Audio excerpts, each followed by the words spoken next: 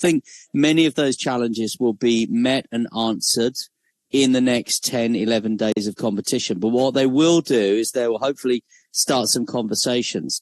I think London, and I think the park that was built there now, Queen Elizabeth Olympic Park, of course, was always built, always designed to be the most accessible place in Europe, the most accessible place in the country, the most accessible place in London, certainly. And I think when we were looking forward to the Olympic Games, the Paralympic Games in 2012 in London, there was very much that outlook that they were parallel events. And I'm not sure that in Rio that was the case. And in fact, the Paralympic Games, I think in Rio, well, I know in Rio were very much under threat right until the last moment because of the financial issues. In Tokyo, again, I think there were severe challenges for Japan and Tokyo around people with disabilities, of course. But they did put an effort into the Paralympic Games. It was thwarted because of COVID.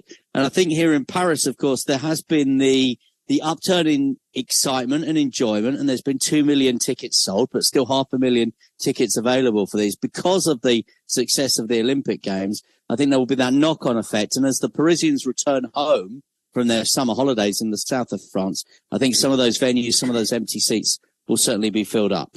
Michael, are there any particular athletes from a Team GB perspective that we should be keeping an eye out for?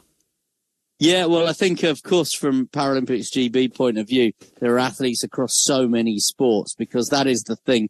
Both with Team GB at the Olympics and Paralympics GB here at the Paralympics, the thing is that they want to have representation and want to have medals across so many sports. So Paralympics GB have 19 out of 22 sports represented here in Paris. So 215 athletes in total, 54% male, 46% female. So there's an increase there on the gender balance from Tokyo. We're already seeing our cyclists and our swimmers in action as well. We've seen some of our badminton players and our table tennis players in action today as well. I'd keep my eye out in the wheelchair tennis for Alfie Hewitt. He won Wimbledon last month. He's a 9-time Grand Slam champion. He won a silver in the singles in Rio.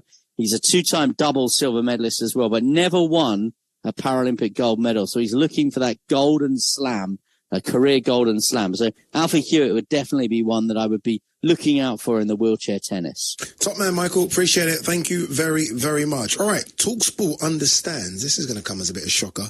Raheem Sterling is increasingly likely now to stay at Chelsea beyond the transfer deadline. We're going to discuss all this and much more.